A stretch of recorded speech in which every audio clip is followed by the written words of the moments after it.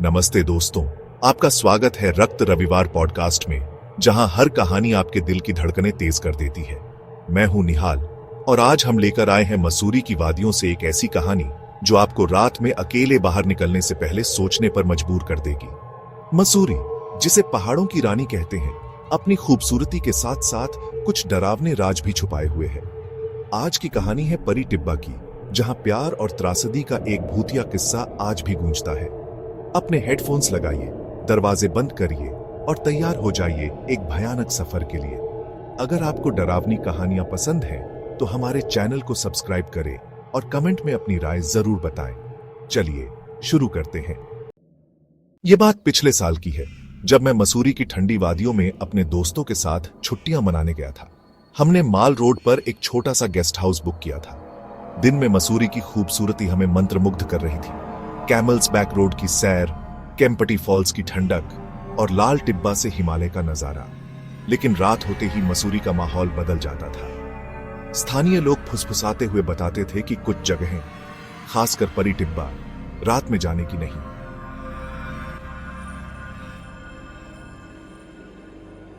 परी टिब्बा या फेयरी हिल मसूरी के पास वुडस्टॉक स्कूल के करीब एक पहाड़ी है। लोग कहते हैं कि यह जगह बिजली गिरने के लिए मशहूर है। जले हुए पेड़ों के निशान इस बात की गवाही देते हैं।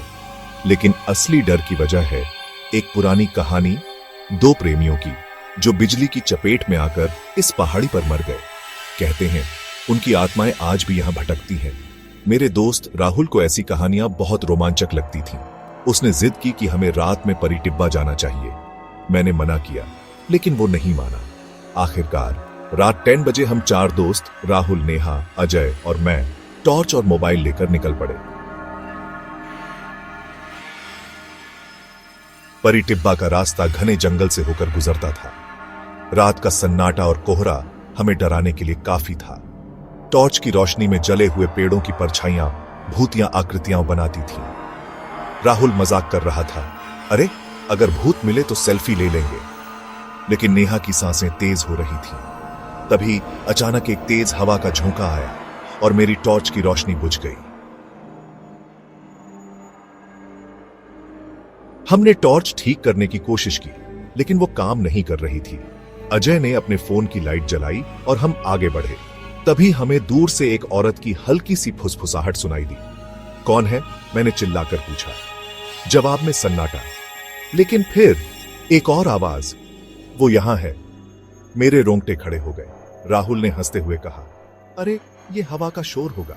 लेकिन उसकी आवाज में भी डर साफ झलक रहा था। हमने पीछे मुड़कर देखा। कोहरे में एक परछाई दिखी, लंबी, पतली और धीरे धीरे हमारी ओर बढ़ती हुई। उसकी पोशाक फटी हुई थी और चेहरा साफ नहीं दिख रहा था। नेहा ने डर से मेरी बांह पकड़ ली। ये वही है, उसने कांपते हुए कहा। मैंने चिल्लाया, भागो! और हम जंगल के रास्ते वापस भागने लगे। लेकिन रास्ता जैसे बदल गया था। हर पेड़ एक जैसा लग रहा था और कोहरा इतना घना था कि कुछ दिख ही नहीं रहा था। अचानक बिजली की एक तेज कड़क सुनाई दी और एक पल के लिए सारी पहाड़ी रोशनी से भर गई। उस रोशनी में मैंने उसे साफ देखा। एक औरत, जिसके चेहरे पर दर्द और गुस्सा था। उसकी आंखें खाली थीं और वो मेरी ओर देख रही थी। मेरा प्रेम कहां है? उसने फुसफुसाया। मेरे पैर जैसे जमीन से चिपक गए।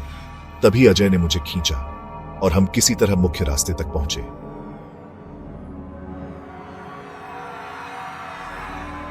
जब हम गेस्ट हाउस पहुंचे, हमारी हालत खराब थी। अगले दिन हमने स्थानीय लोगों से इस बारे में पूछा। एक बुजुर्ग चाय वाले ने हमें बताया कि परी टिब्बा पर दो प्रेमी, राधा और अमर, 60 साल पहले बिजली गिरने से मर गए थे। राधा की आत्मा आज भी अपने प्रेमी को ढूंढती है। कहते हैं जो भी रात में वहां जाता है, वो उसकी आत्मा का सामना करता है। उस रात के बाद मैंने दोबारा परी टिब्बा की ओर मुड़कर भी नहीं देखा। लेकिन वो फुसफुसाहट, वो खाली आंखें, वो मेरे दिमाग में आज भी बसी है।